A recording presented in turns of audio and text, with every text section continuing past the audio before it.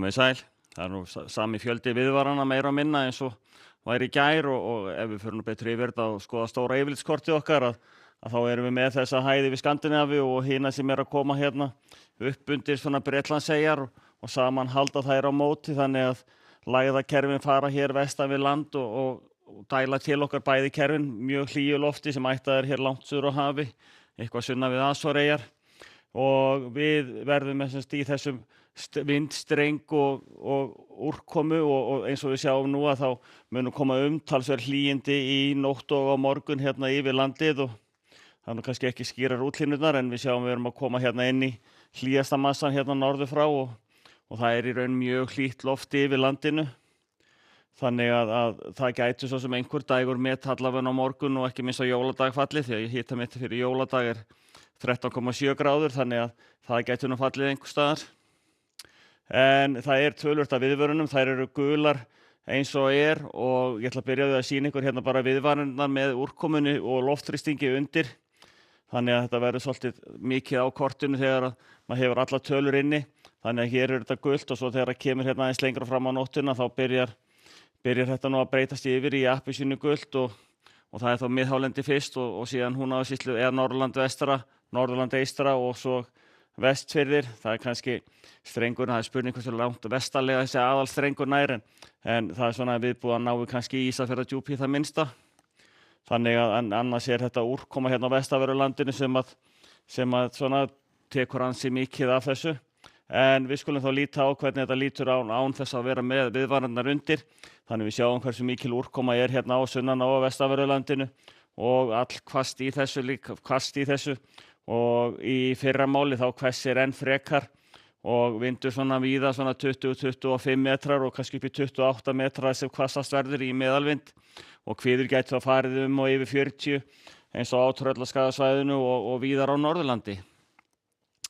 Hér svona áveðursverður nú minni vindur, norðanvert Snæfellsnesi hefur nú tilhneigingu til að fá ansi vont veður en eins og sjáum hér að þá sýnum við viðvaranirnar hérna eins og að gilda klukkan 10 í fyrramálið að það er bæði vindaviðvörun fyrir þá svona Faxaflóasvæðið og Breiðafjörð sem eru gular og síðan eru þá appelsínu gular fyrir Vestfirði, Strandir, Norðurland vestra og Norðurland eystra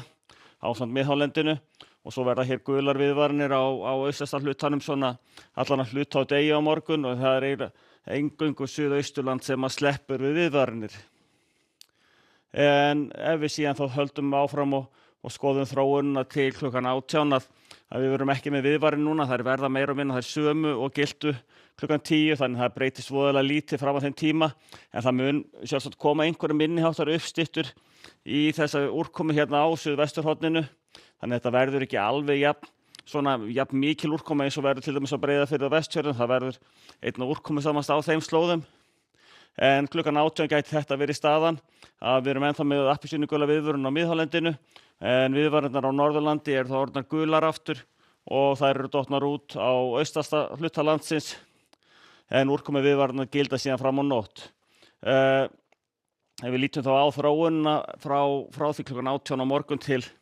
hádegis og jóladaga þá byrja þær að tínast úr svona hægt og bítandi og rétt fyrir hádegi þá dettur síðasta viðvörun á miðhálendinu út.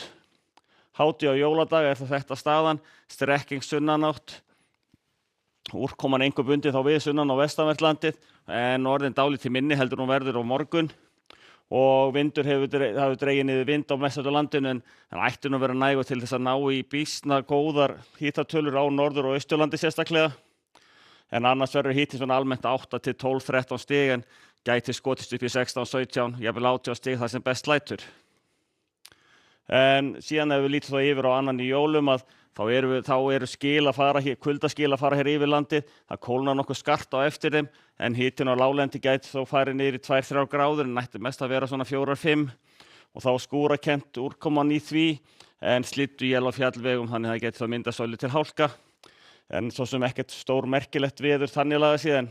En svo þegar þetta fer yfir hérna seinnipartinn á annan í jólum og lítum aftur á laugardaginn að þá er komin ný hæð hér suðaustur á landinu og sunnanáttin tekin við aftur hérna vestan til og farið að hlýna aftur og svo er að sjá að helgin verði bara býsna góð þar sem eftir verður helgarinnar. En við skulum þá líta hér á veðri klukkan 18 á morgun. Leiðinda veður í flestum landslutum og vætusamt en vel hlýtt.